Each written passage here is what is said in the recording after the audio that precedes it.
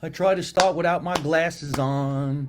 And then I got to put them on because I'm blind as a bat. How can you see? Good evening, ladies and gentlemen, and welcome to another edition of Live from My Mother's Basement. Sadly, today we're not really in my mother's basement. No, we're in my studio in Los Angeles, California. But you can tell by how excited I am right now because A, I haven't done a podcast in a couple weeks because I was traveling, I was busy, and I couldn't get internet.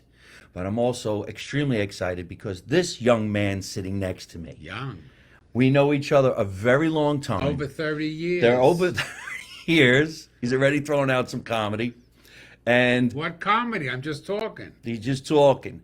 I'm a huge fan of Jason Stuart. Jason Stuart, everybody say hello, say hello, say hello. Hi, everybody out there. Hello, everybody. Hello, everybody. Look how everybody's writing in on Instagram. Oh, my God. They're waving to me. They're waving, waving, waving, and they're all going to talk to us here on Facebook as well. Then, of course, we're going to put this up on all social media platforms. So let's get right into it So wait by a second. I going got to backwards. start talking like you. I've been here with him a half an hour, and I think I'm somebody else. All of a sudden, I feel like I'm reaching for my gun. I don't even have a gun. One of the greatest compliments is to be impersonated. Thank you. I could never impersonate Jason because his style of stand-up comedy is just unbelievable. And we're going to get to it. And I'm going to tell him, because I didn't tell him before the pre-show, when I first saw him doing stand-up comedy. And I got questions Okay, go ahead. that I never got the answers to from when I first started seeing you do stand-up. It was at the Comedy Store I in would have been Los so Angeles, scared of all you. I Sunset. would have been so scared No of you. way, you knew me. No, I was still afraid of all of you. Really? All the straight boys, yeah. Let's go back. Where were you born? Where are you from? I was born in New York. I was born Are in you the Bronx. really? I talked like this till I was 5 years old. And then we moved to Did California. you really? Oh, yeah. I moved to California, Los Angeles when I was a little baby boy. It was like, if you ever saw the movie Once Upon a Time in America with the Quentin Tarantino film, that's where I grew up. I grew up in a town where they made movies and TV shows, and it was very, very, like a back lot. A lot of the kids, I went to school with stars kids. And Did you? Jodie Foster was in my kindergarten. So you're in this industry since you're 5? No, but I was in the town. I started studying acting. Well, I started doing plays, community theater, a temple show, all that kind of stuff, school Temple? play. Oh, yeah, Why, where'd you go West to Side school? Jewish Center play, West Side.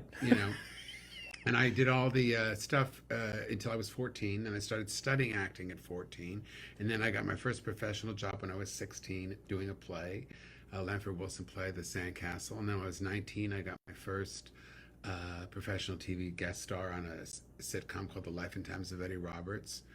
And then at 22 or 23, 24, I started doing stand-up.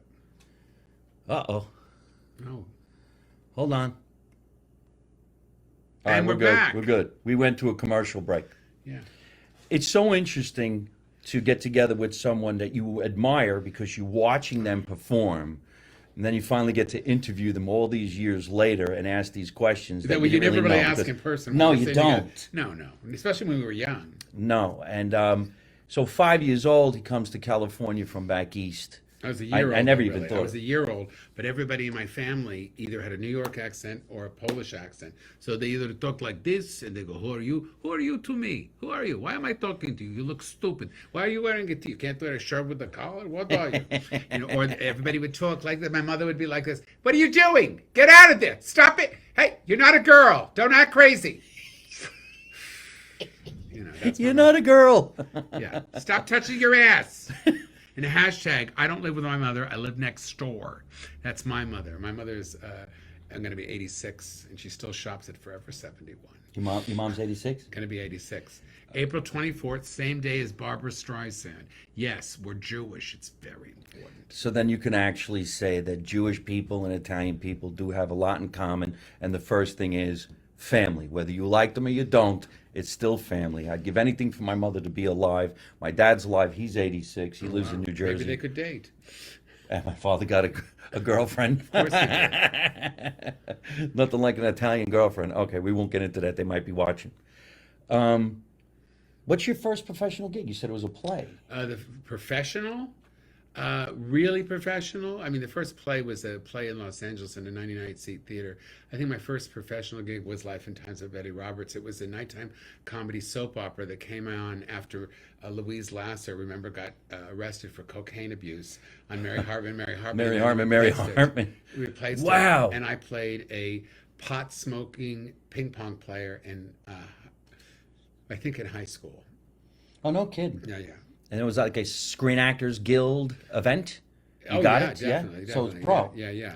That, Well, is that the way I got my card was doing a silent bit on a show called One Day at a Time with Bonnie Franklin, Mackenzie Phillips, and Valerie Bertinelli. No shit. Yeah, that's when One day at I a was time. 18. Yeah, It didn't even have to be a speaking role, and you can get in SAG. yeah. I got in as a yeah. You would get in as a. It didn't matter in those days. They had to think. It was under. They called it under five. And under five. And I got that, and then that's how I got my union card. Then I joined SAG the next year. It was after first SAG the next year, and then Equity Theater. A few folks out there who don't grasp the entertainment biz or what we just said, the Screen Actors Guild was, I'm going to say was, one of the biggest unions in the world. There used to be AFTRA, SAG, Screen Actors Guild, and then all the ones for like theater. And I was never part of the theater ones. I got in AFTRA first, Me too. and you could roll it into SAG back in And then that you roll day. it into Equity, but it's a bigger union now than it was. Well, when we because they joined. combined, I guess. But I no, don't. it's just bigger. Totally. I mean, it's big. I mean, the amount of categories and things. I volunteer there a lot. So I Oh, know- do you? Oh yeah, I chair the Screen Actors Guild LGBTQ committee. Oh, I nice. created it and I chair it for 18 years. 18 years. Almost 18. I think this year it's 18. Wow. 2004 to now. I don't know. I don't do math. This is fantastic. I'm actually going to shock Jason with some Oh, shows. sorry. It's We had okay. a little slight earthquake. Stop It's it. California. He's not. Manny! He's not going to remember some of the gigs I'm going to say that we did Oh, together. probably He goes, not. oh shit, you remember that? And I'm like, yeah. Because it's trauma for me. That's why it's a trauma. So a young kid, 18, 19, 20, and then what are we doing? You're here in California, you're pursuing your career as an actor. Right. I couldn't get a job. When did the stand-up come in? Could not get a job as an actor to save my life. I did that one job and then I couldn't get. My first movie was a movie called not The Last Emperor that Bertolucci did, The Lost Emperor, starring Robert Tessier from The Longest Yard. You remember him, the bald guy? Yeah. And in the movie, Robert Tessier's eyebrows, they put, because he's bald, I don't know, he didn't have any eyebrows, they put his eyebrows on. So every scene they were different. This is how cheap this movie was. I played gay dude number one. Did they say that in the script? No, but I call him his gay dude. If I call him Gay gay dude dude number number one, one. because I was the first, And my first line in a movie was, "Give me back my purse." That was it. Some guy, takes my bag, and I'm mugged, and that's what I give me back my purse. That's my first line. And I remember going on the set, and the director Jim Wynorski, who's a big director of these genre films, he told me to come and wear this really flamboyant shirt. So I brought in a very blousy, flamboyant shirt. And he said, no, that's not good. Then he goes, waitress, the makeup girl, come over here. You, honey, come here. And she was wearing this little stripe top. It was a turquoise, white and blue stripes. And he said, change with him. So I looked like Philip Seymour Hoffman in Boogie Nights.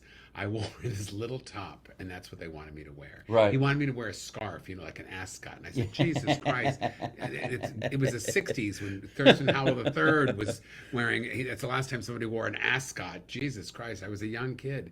It was the early 80s. And that movie came out, I think, in 83. I just could not get a job. I got terrible. I once played on the Nickelodeon, I played a butler to a dog. That's the kind of shit I got. Oh, can I say that? Yeah. Yes, you can say whatever you want. Yeah. It's crazy, I guess, in the beginning So that's because when I started stand-up. Somebody told a manager, Catherine James, who later managed, I just said his name, Quentin Tarantino. And she said, you're funny, you should do stand-up. I said, no, I'm an actor. Yeah. I don't do stand-up. And in those days, if you did two things and they think you were a loser, oh, look, he can't get a job as an actor, he's doing stand-up. That's what they used to think, And you should be in the theater, you should be being serious, And I did it, and all of a sudden, in the first 3 years, I got on Star Search, I got on Merv Griffin, and I became a very well-known crazy, with the hair standing up and the crazy jackets and the leopard jackets and the zebra pants, and I would dance in a circle because I didn't want anybody to know I was gay. Okay, so this is where I can enter in now when I first saw Right. him doing stand-up. Because Where was you it? still got an 8x10 in black and white at the legendary Comedy Should Store I with recreate? with his face like this. Ah! I don't know where my picture is, but it was next to yours. They might think took mine down. But The only I, way that they took it down is because it fell off. yeah, I That think it would be the fell only off. reason. That would be the only reason, honestly. I think I was next to, well, God knows who. The Comedy Store is one of the most famous, iconic um, comedy performance places in the world. We talk about it quite often on the show. I haven't been there in a long, long time.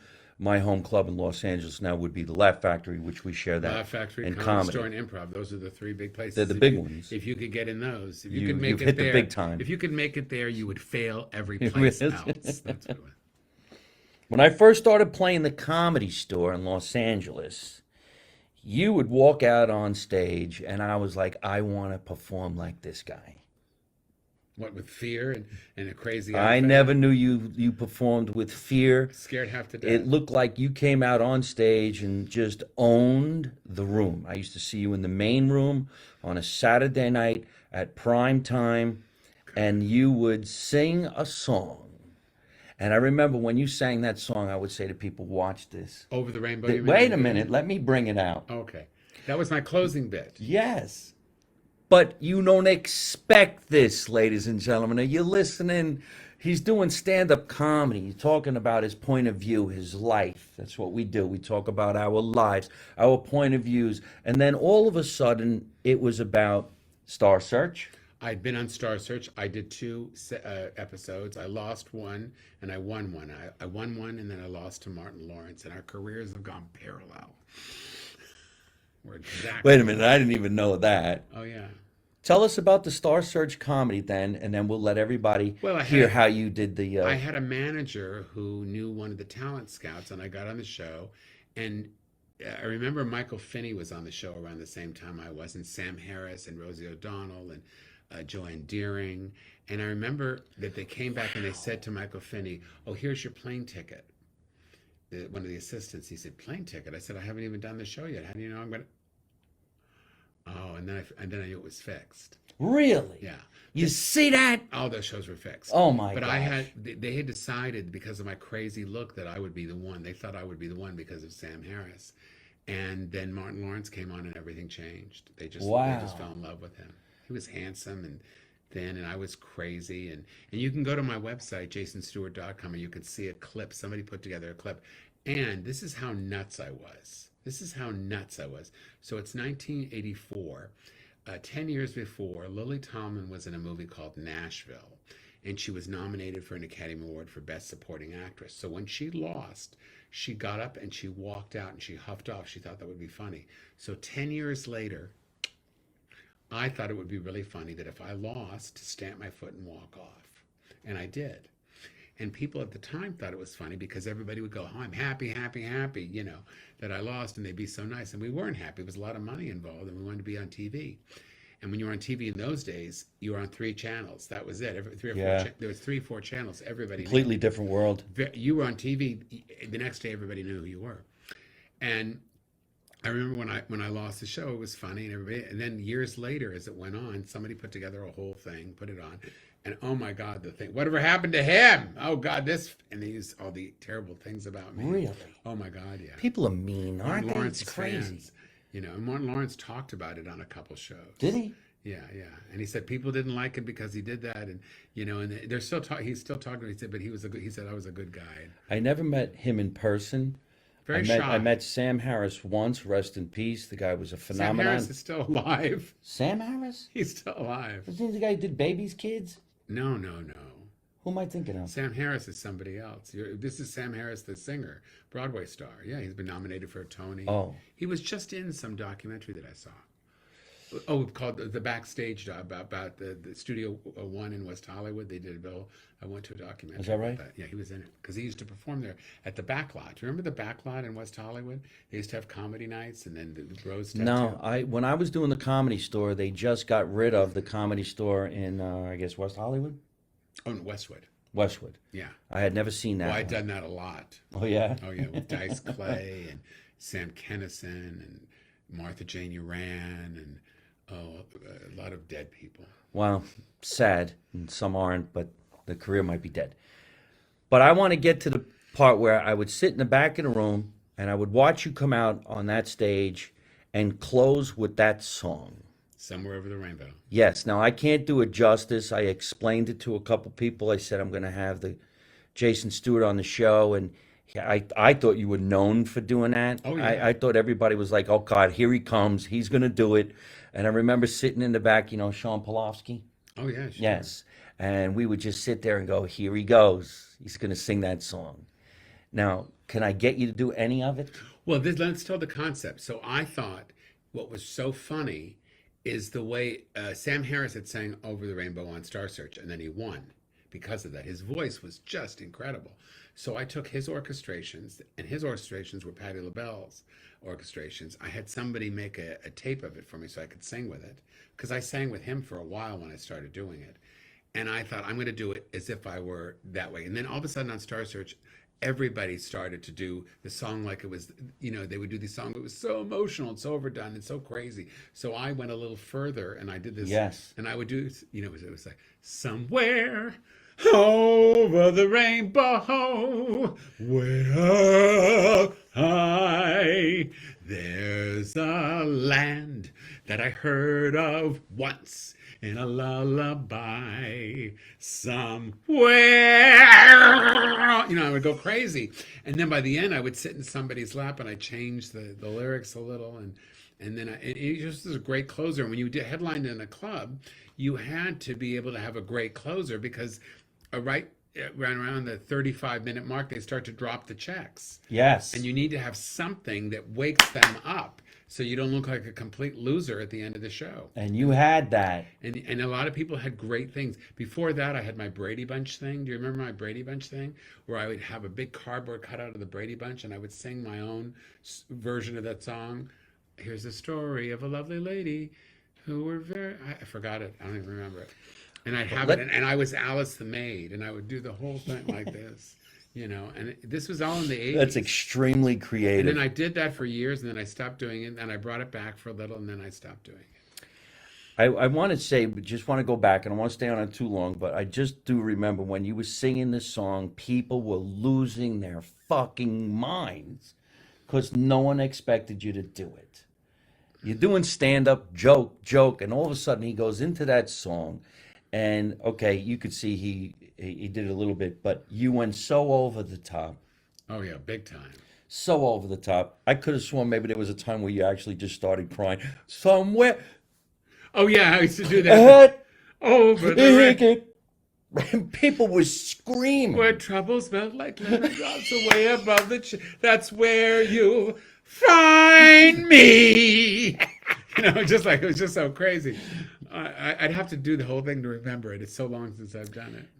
I do want to let you know there was so many admirers sitting in the back of the room I never at the knew Comedy that. Store. I Yes. really always thought that people didn't like me there, because No. people were so, especially we were talking about before, the straight boys would so touch me and kid me about, and I wasn't even out then, because I didn't come out until '93, and that was on the Geraldo show when they did an episode called Unconventional Comedians with myself, Sheila Kay, Paul, Paul LaBelle? Paul Blackpaul just died, Richard Pryor, Oh, Paul Paul Mooney. Paul Mooney, Kathy Buckley, Sandy Church. So it was called Unconventional Comedians, and what they realized that all comedians were unconventional. There's no such thing as a conventional Wow. comedian. And we did this whole show. It was wrapped around me coming out. And Sheila Kay had been a woman who lost weight. Paul was the angry black comedian. He had an album come out. Sandy Church. Did he come out? Was he gay? I'm not going to say that I knew that he was, but that we ever discussed it. But he always had a fondness for me. He was always kind to me. We would talk on the phone a lot. I was always afraid to say anything, but I'd heard that from almost everybody. Yeah. I never heard that he was straight. Put it that way. We're talking about a pretty legendary comedian from back in the Brilliant. day, Brilliant. Paul Mooney. And an incredible writer. Nice you know. guy, did a lot of writing for, I guess, some pretty big name. It was basically his big claim to fame was Richard Pryor's writer, partner, Yeah. writing partner, and he was good. Someone just asked you to do an encore. We'll have him close the episode Where with trouble another melts like song. lemon drops away above the chimney tops. That's where you find me. Somewhere. Oh, mother brain bone. I can't even remember how to do it badly anymore because I haven't done it in so many years. I, I just, well, that's great. And I'm glad. So you came out on the Geraldo show? Did they 1990 know you were going to do it? Of course, it was all Oh, planned. No, okay. I just showed up and just decided. It was a big decision. I spent 2 years figuring it out. I had done. Bud Freeman from the Improv asked me to do an AIDS benefit in Chicago at the Improv and headline it, and I thought, why is he asking me? I don't know how to. I never. I don't. I'm. I didn't. I was just, it's hard for you guys probably to understand. In those days, nobody talked about being gay. Nobody said the words. You were a joke or a punchline. And if you came out, your career was over. There was no openly gay stand up comic who had a successful career ever. I mean, except for the closeted people. And there were a lot of them. And so I came out on the show, or rather, I did the show at the AIDS benefit with Scott Capurro, and I forgot who the other person was. And Scott had been doing it a lot longer than I had being out. And I think he was a little, I always wanted to talk to him about that. And he was a little, miffed, that I was the headliner and he wasn't, which made sense. But I had been doing mainstream comedy clubs for 10 years, and he had not. So I had a certain understanding of that. And I said to Bud, okay, I'll do it. It's for AIDS. I'll do it. And I just sort of made up my act on the spot of things that I had thought about. And it was one of the most incredible experiences I had ever had, because it was the first time that I could basically just talk about my stuff. Now, a year before, I had done the RSVP gay cruise, and I bombed. I did it with Karen Haber and Harvey Fierstein and some other people who were on Why'd it. you bomb? I didn't have an act for gay people. Oh, I didn't bomb terror. I would never. The only way I would bomb in no laughs at all would be if the people didn't speak English, because I'm a funny person. But I didn't have a very strong show because I didn't know how to talk to my people. hmm. I was sort of freaked out. I'd never been in a place with that many gay people that were just gay. So interesting. Especially gay men, because gay men mostly like women. They're like Kathy Griffin and Margaret Cho and Joan Rivers and and drag queens. And I'm a gay guy that doesn't wear a dress, and I don't want to be a woman, and I don't have any of that. That's not my thing. It never has been. Not that it's a bad thing at all. I'm cool with any, but it wasn't my thing, and it's not where I wanted to go. I didn't want to become a personality. I really didn't want to be a comedian. I wanted to be a character actor. But so I did it terrible, and I thought, oh, I better get to work, and I figured out how to do that. And I figured out, and I worked on the act for a year. Then I went on the Geraldo show and came out, and my whole life changed. To greater good.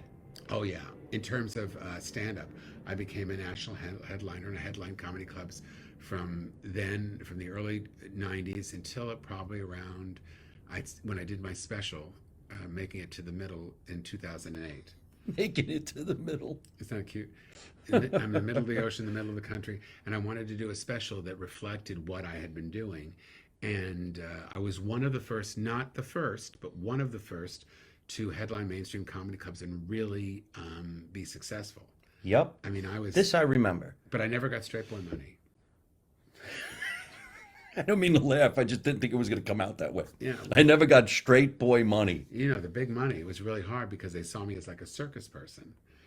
Right. And there was a lot of, when people talk about now the difference between men and women, I was treated like a woman in terms of the way I was paid, because Right. they knew that I wanted it, and they knew that they could get away with it.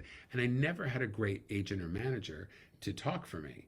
So I had these people, or some schlepper, or somebody who was trying really hard but didn't have a lot of power, not someone who could hang up the phone. He's getting 5,000. That's it. Yeah. And some of them were making, God, in the '90s, they were making crazy good money.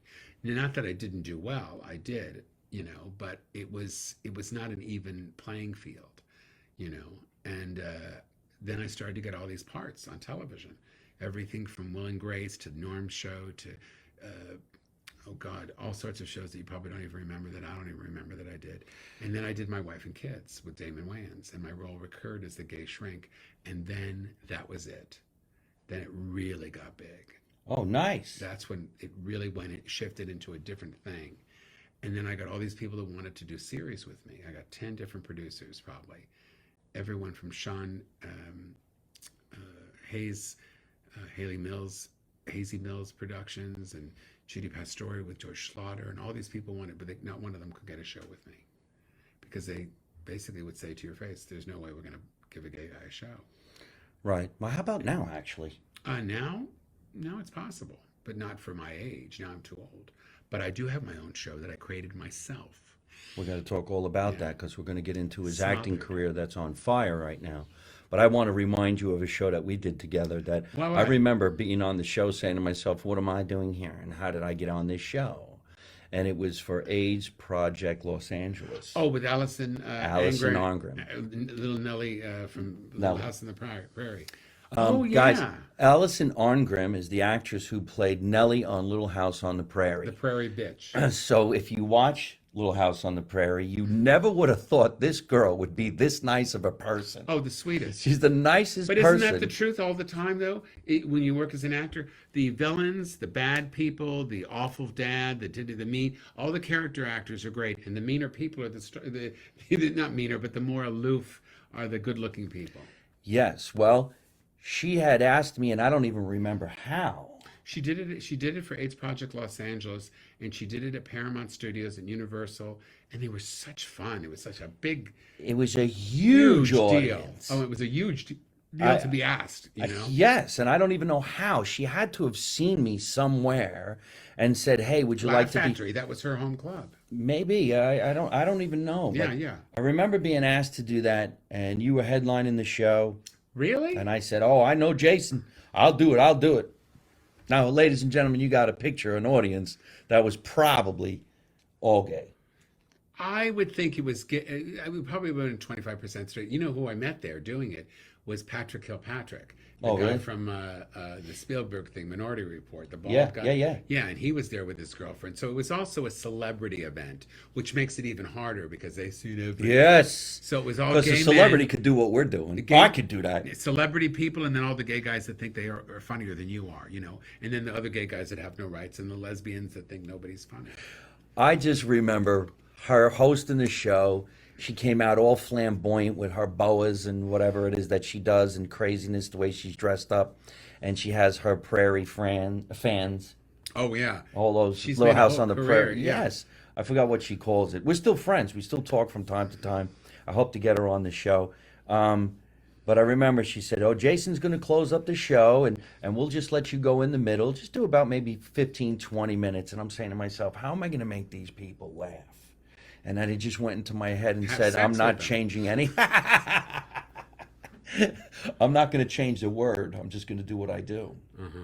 And everybody was screaming. Well, because they know who an Italian guy from New York is. Yeah, you think it's a gay guy. This is talks what I like do. this. Hey, you want to come here? You want to do something? You want to kiss me? You want to kiss? You want to? I actually think one of the best things I did that night was a new joke, which I haven't done in 100 years, but I walked out on stage and said, "I'm late. I got lost in IKEA," and everybody just started screaming.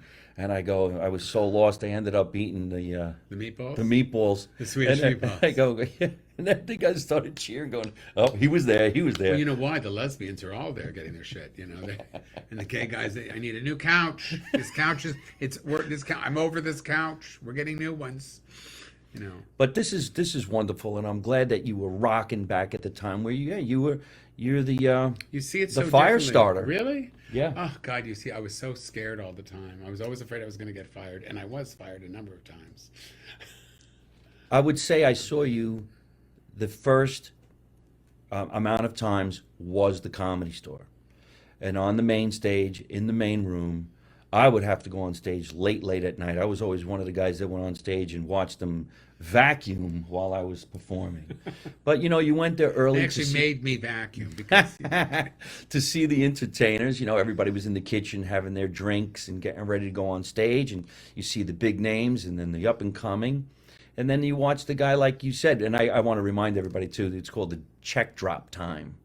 Oh, and When the checks hit that table, boy, you watch hundreds of people go, "This show is great, man. That's a lot of money." and the women at the table are going, "Who got this? Did you drink the vodka cranberry? Was that you?" No, it wasn't mine. I didn't do it. Did you? No, I didn't do it. Why doesn't he pay for this? I'm paying for my own drink. Oh God! And how much is that? Oh my God! Who had the chips? I'm glad you actually did that because, see if I'm not telling you the truth. While we were performing at that time, people were smoking cigarettes in the room. Oh, they all did. Remember Did that? you lose your voice? Yeah, you went home could, stinking. You could go home once a year when you toured as much as we did in those days. I worked 2 weeks a month for literally 25 years until probably 2008 or 9. And I would lose my voice. I literally would lose it because the smoke was so bad. Then I had in the contract, no one could smoke in the first 2 or 3 rows. I had to stop it because I kept losing. And you see me on, if I have anything somewhere on the net, you'll see me. I remember I did one local CBS morning show or some morning show somewhere. I think it was in Minneapolis. I remember because I'm sorry, I'm not this. Oh, I'm Harvey Firestein, and I was like Brenda Vaccaro, I would lose it. The smoke was so bad. And then they put you on the plane, remember?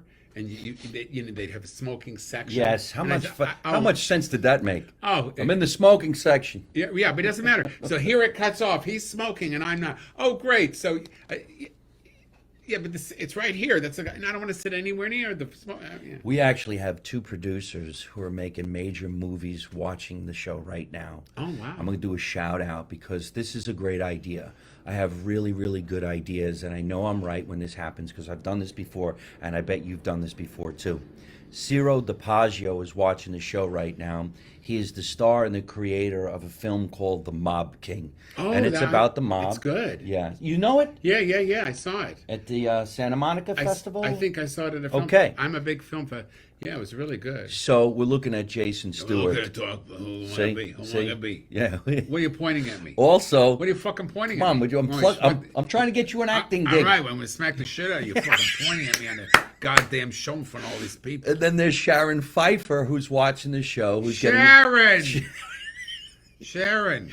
She's getting ready to do a movie called From Brooklyn to Boca. From Brooklyn to Boca? Yes. Oy. No, wait. I don't even know if I'm allowed to talk about it too much, but from Sharon, Brooklyn to Boca. Sharon, I'm leaving my wife.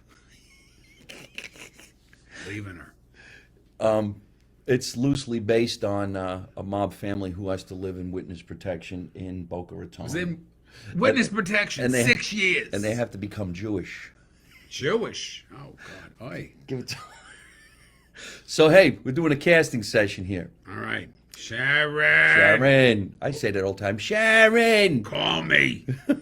We'll do lunch, honey. But she I'll also actually pay. He doesn't pay. She also what he does does is he stand-up gets up comedy. and he walks away. That's what happens. He says, "Oh my God, I got to put some money in the meter." Walks out, and I got to pay the fucking bill. one of the hardest things to do, though, and you have to admit this, is to go on after him. Because he's up there belting out that song, and he's done. Standing ovation. Thank you. Good night. Oh, who's next? The guy who's going to go down in flames. That's not true. I couldn't follow you either. Hey, I'm lucky. I'm blessed. I'm still doing my thing, and I'm having fun. So let's talk about this acting career now, Sure. because I know you got a big TV show that you were talking about. I see the posters for it. They look really, really cool. And also, I want you to talk about that project I was asking you about when you did the period piece. Oh, The Birth of a Nation.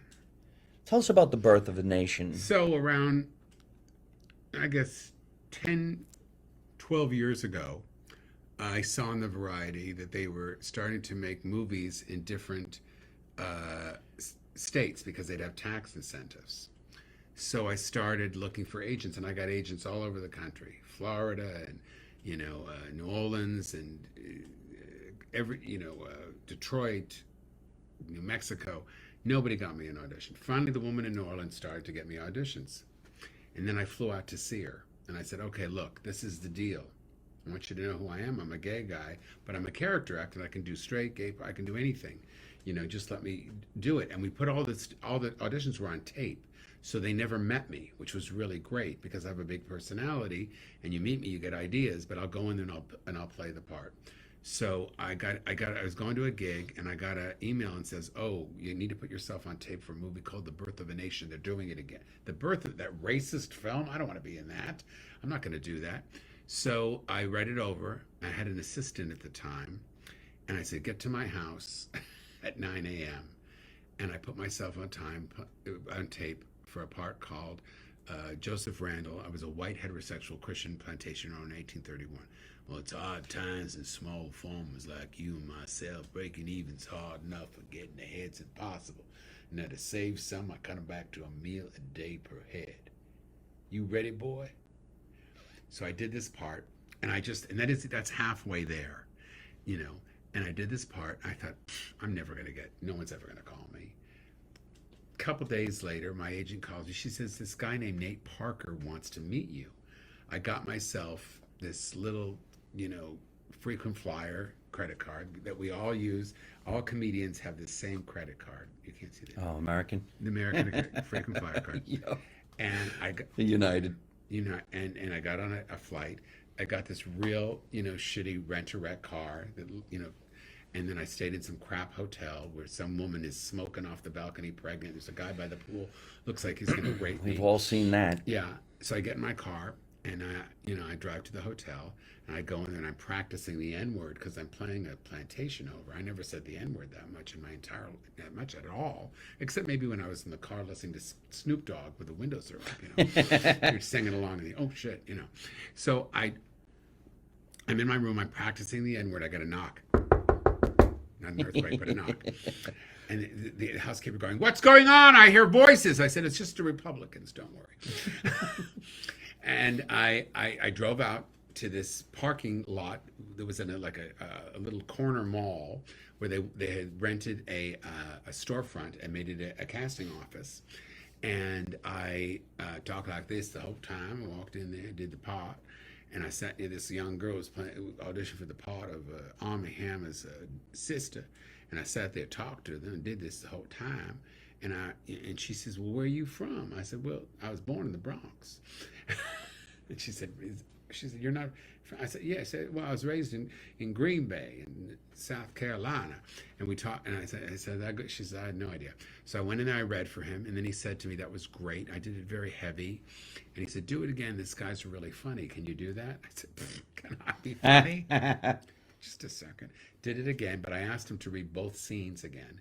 So I'd have the run up to the monologue. So by the time I got to the monologue, I knew I was really in there. He said, "That was great. Thank you very much." I said, "This is a great project. And thank you for having me." I left and I thought, that's it. I'm never going to hear anything. So the next day, I get a call from my agent's assistant. My agent was off that day, and she goes, "How's your day going?" I said, "Well, it's fine." She says, "Well, it's about to get a lot better." I said, "Well, how?" She says, "Well, you got the job." I said, "Well, what job?" "Well, in the movie." I said, "What movie?" "Birth of a Nation. You're going to play a plantation owner."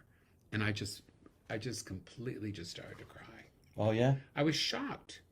So this was a movie starring Oscar nominated, Golden Globe nominated, Tony nominated, just incredible actors. And with a director who had this passion. It was a film about black abolitionist Nat Turner. It wasn't a remake. It was about him and being the first black man to fight white slave owners. There was 3 slave owners: rape, torture, murder. I was rape. I play a terrible man who rapes Gabrielle Union. I was around people who were acting at the top of their game. Yep. And I remember going to the set the first day, and I went in for wardrobe tests. And I remember I said, "Can I go down to the set and watch them film?" And Nate Parker comes out and he does this speech. I wish you could play it. He does this speech where he speaks to the slaves. And just before what had happened is the torture slave had knocked the teeth out of this guy because he refused to eat because he wanted to be treated like a human being. And I watched that scene, and he did 2 takes, and he blew me away. This guy it was an acting class incarnate. He was the new Denzel to me, and he was so brilliant. And I went, "Oh my God, get me back to the hotel room. I have to get to work." I was scared half to death. And because I'd only met him in the parking lot before I auditioned for the movie. Oh, I left this out. So I'm in the parking lots practicing because I got there 3 hours early. I wanted to get away from the guy that was sitting by the pool. Looked like he was going to rape me. And and I'm in the parking lot rehearsing, and some guy comes over and he says, "I know you." I thought, who's this guy? I have a fan in the middle of, Savannah, Georgia, in a parking lot. And he goes, something. He starts to talk to me. And I went, he was so handsome and so enigmatic and such incredible personality and so kind. I went like this in my head. I can do this. Because I get nervous meeting people, and certainly playing something where people had told me that I can't do all these things. And when I got the part, I asked to meet with him to discuss the part because it was 8 scenes. It was a big part. And I kept calling, and they kept changing it. And I flew 5 days early to Jacksonville. I have a producer friend that lived there, Jerry Rosenberg, and I stayed at his house. And I spoke to Nate's assistant, who was Denzel Washington's daughter. I didn't know that at the time. And I drove up. I rented another shit car. I drove up. It took me an hour and 45 minutes. I went there. I went to the house that he was staying in. He came to the door. It looked like Walton's Mountain. His family was there, and his kids and his wife and his family members, his mom and his cousin. And he had all these people working for him. And he took me to the back to an office that was above a garage. Right. And I'll never forget this. And I sat down, and he turned in a swivel chair from his desk to get the script. And I said, "Thank you so much for hiring me." And he said, "No, thank you." And I just almost completely lost it. This is who this man was. He taught me how to raise up people. The whole thing was about raising people up. And no matter if I never see this man again, he changed my entire life in my self-esteem about myself, giving me an opportunity. It's like when talent meets opportunity, the chance. And people say, "Oh, it was such a different role for me." I had worked on a part like this because in class, I knew how to do this guy. Yeah.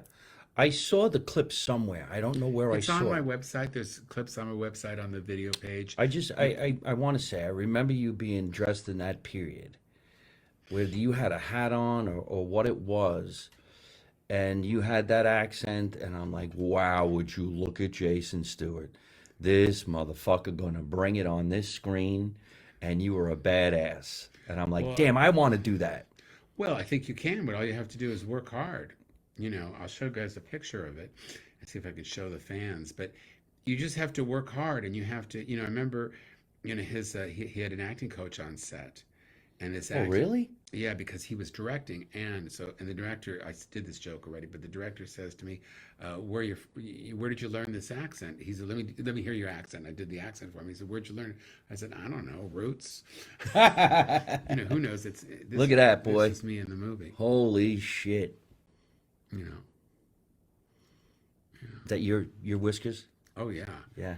I do. The first thing I Man, said. you look nasty. The first thing they said to me when I got the part was, "Don't shave anything, don't dye anything, let your hair grow out." Oh, really? Everything. No dyeing, no shaving, no da da da da. I said, "Even the hair in your ears?" Yes. I said, "Well, I don't have any." And I said, "I wasn't going to do This is that." a great look. I did that in the Man, dressing you room. really look so menacing. Let me see. Here's me with one of the other actors. Yeah, look at that. You know. Look at that outfit.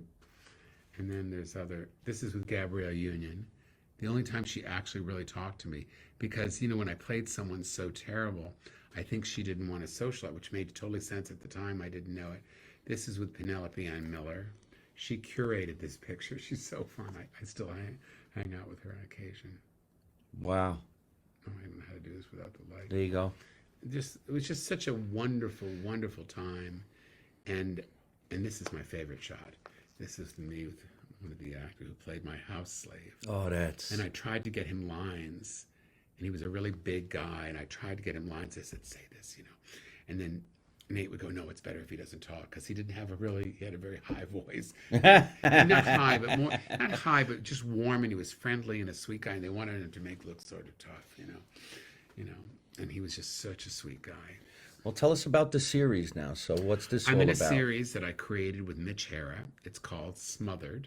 It's about these two guys who have been in a relationship for 30 or 40 years who hate each other but can't afford to get divorced. And you can see it at smotheredtv.com. It's on Amazon and Reverie and Apple TV and Samsung and Roku and Ugh and Ugh and Smush and Pach. And I won Best Actor in a comedy series at the Indie Series Award. And I thought it was going to be really funny. And I got up and I was going to say, God, oh my God, this has taken such a long time. And I said that, and then I just almost fell apart during it because, because it's the Indie Series Awards. Those are all my people. And I've done probably 100 indie projects, literally.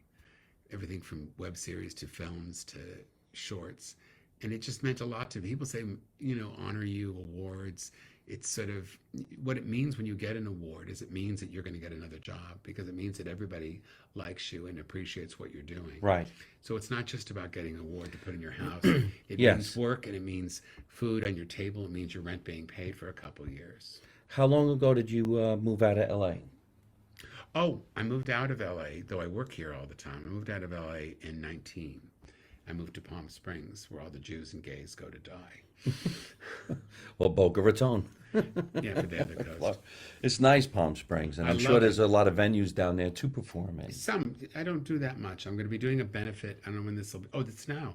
If you do live in Palm Springs area, I'm doing a benefit for the Voices for Children that foster kids. I'm doing it with Laurie Kilpatrick, this wonderful comedian Amina Hartland, and Nikki Paris is going to do it. So we're doing a benefit there for the kids on April 9th at a place called the Roost Lounge. And then on April 4th, I'm going to be headlining the Throckmorton Theater in Mill Valley. That's where Robin Williams used to live. He lived in that area and used to no go all kidding. the time to do his stuff. Yeah, so it's sort of a prestigious hotsy-totsy place. You mentioned a fellow comedian, Nikki Paris, who was on the show a couple of months ago, and great guy. I think he's funny as hell.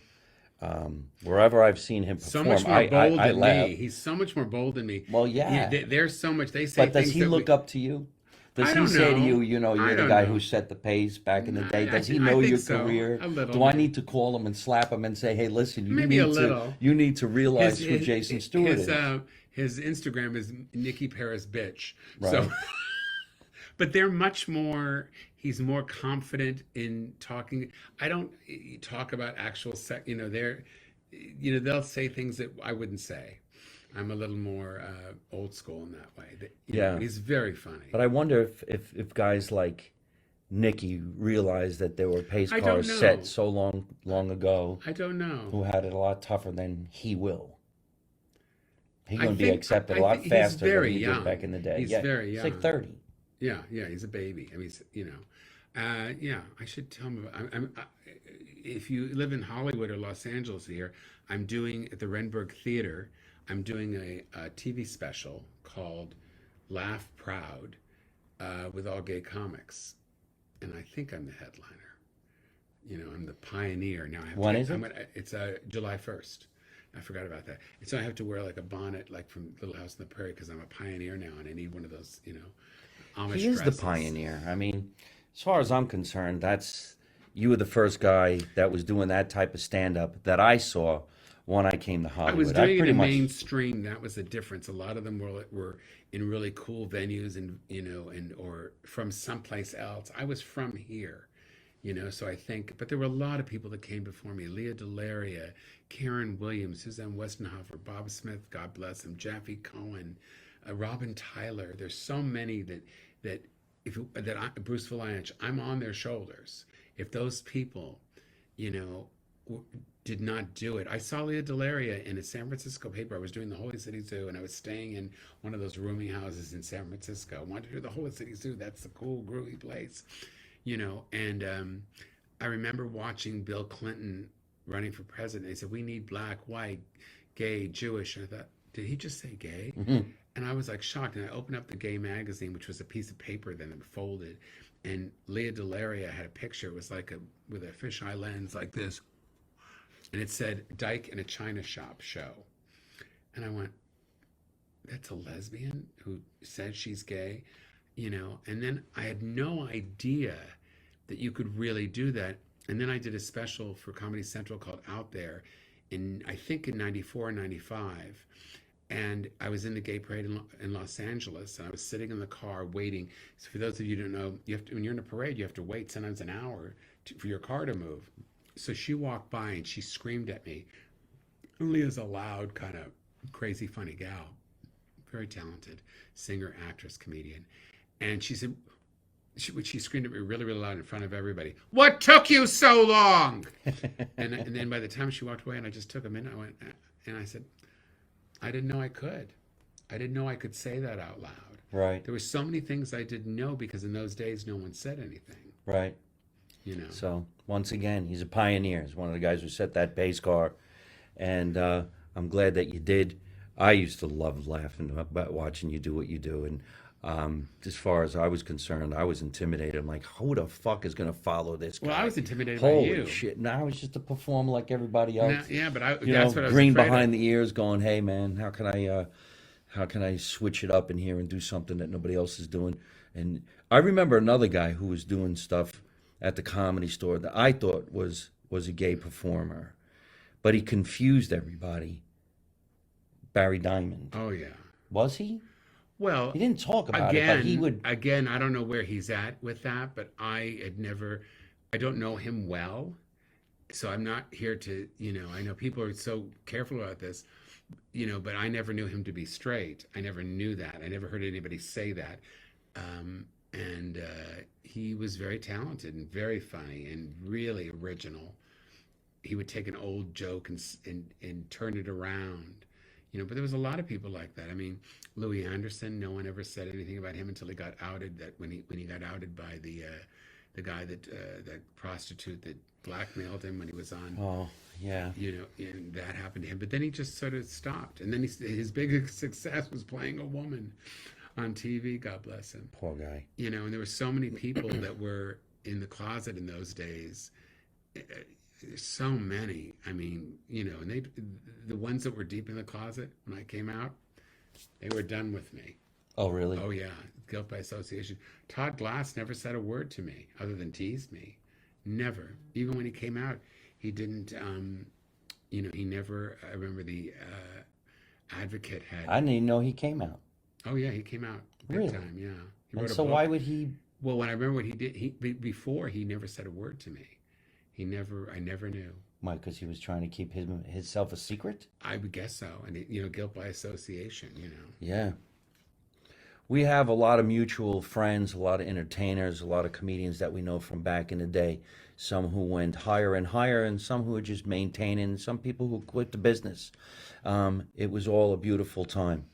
It was a really cool time, I think. I'm glad that I cut my teeth at the Comedy Store at that time. There was no such thing as social media. We weren't doing things like this. And the only way people found out whether you were funny or not is they paid to watch you perform. And they got a good show.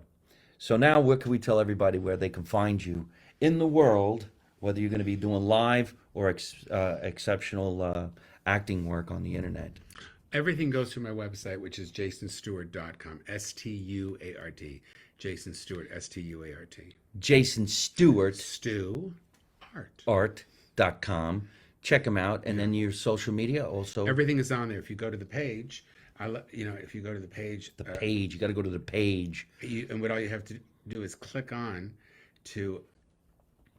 Here we go. See, all that's my stuff.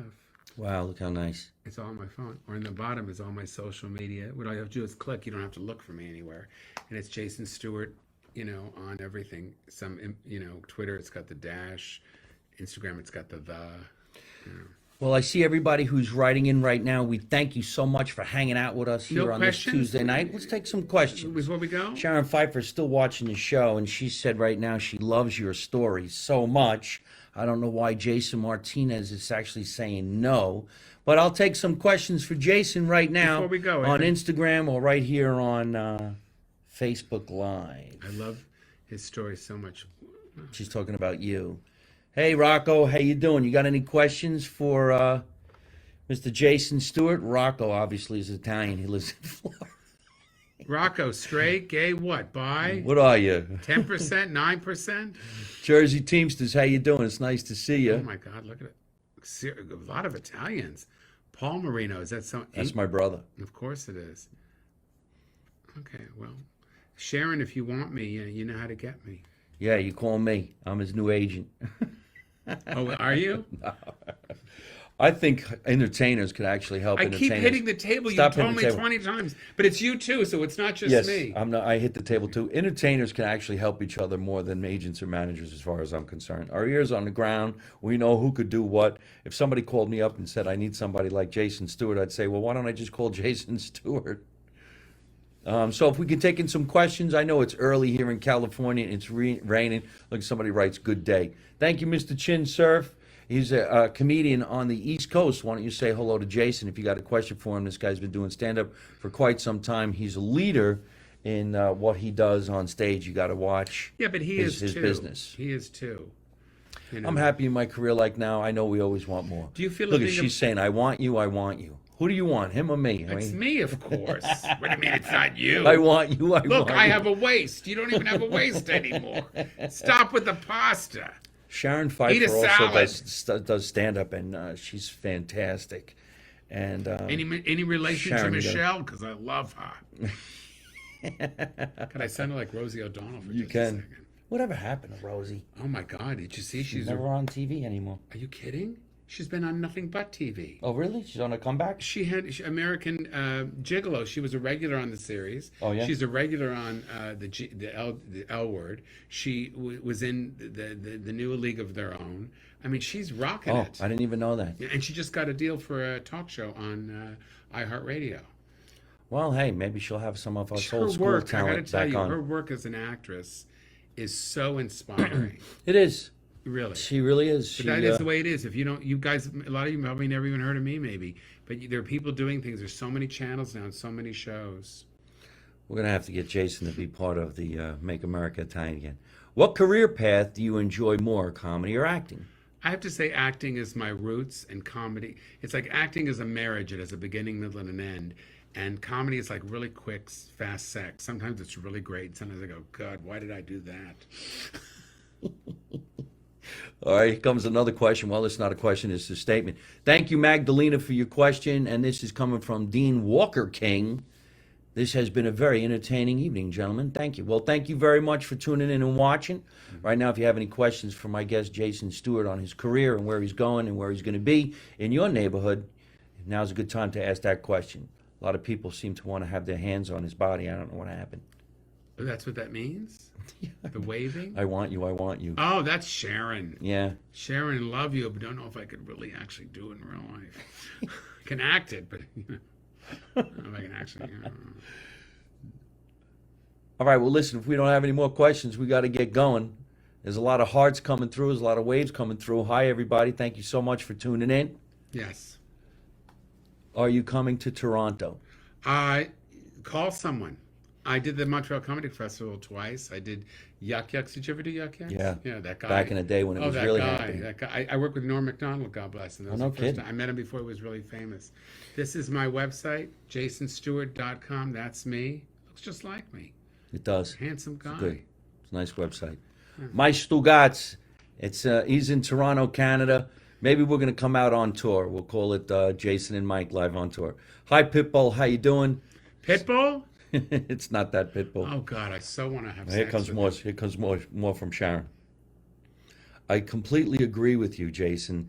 Passionate for acting, horny for comedy. Yes. Mike, be my shop steward. I don't know what that means, but I don't want to lose a finger. How you doing? Jersey Teamsters. How you doing? How you doing? How you doing? Be He my was sh- right. You lose a finger. Give him that's- some Jersey Italian. Thanks for performing. Thank you, Chin Sirs. We love you. Is that Armand Desante? He tunes in every once in a while. I know that name. Armand Desante, the actor. Oh, really? Yeah. Oh my God, Armand Armand! is I a- don't know if he remembers this. Armand, we did a film together called Eternity. I had one or two lines. I played the cameraman on John Voight's show. You probably don't even remember. It was so long ago. I was very young. My hair was parted down the middle, and it was layered. And I was very young. It was 1990. No, it wasn't. That was maybe I didn't have that hair. I don't know what I. Maybe it was on the side. I had my Hugh Grant hair at that time. There's another comedian right there, Marianne Maizano, who's Oh, in New Jersey. She's a nice Italian. nice. She is a lesbian performer. Can I say it like that? Do I have to say gay performer? But She's she does the whole Well, thing. being a lesbian and being gay is the same. Pretty much We the used to same all thing. be gay, and then we were lesbians, and then we became bi and trans, and all the other letters, and then we went back in a whole circle, and now we're queer, which is the same thing that meant is gay, and that's the thing they used to call me. So I just say we're all gay. I'm only Wasn't the gay word? I'm only gay on the weekends. I can't be gay every day. You know why? Because I start up on Friday, and and then on Saturday I get in there, and then Monday I'm just, Sunday I'm so tired I just want to lie down, and then Monday I'm moving furniture with you. Same thing. I don't even know what it means, but it's funny. I don't either. All right. But everybody always laughs when I says I'm moving furniture with you. I should just use your name. All right, come on. Is that really Armand Asante? I wish. Yeah, I wish his, you would his say- cousin is Marco Asante, who's a comedian here in Los Angeles, and we do a lot of shows together. I would love to talk to Armand. Well, we'll get him on the show. Any gigs in Northeast Ohio, Akron, Cleveland, or Canetown? Well, I worked in Cleveland at the Improv. I worked in Akron. What's the club in Akron that we used to do? I don't know. I We all never did really a- did Akron. I have a sponsor in Akron, Regina's Pizza, Akron, Ohio.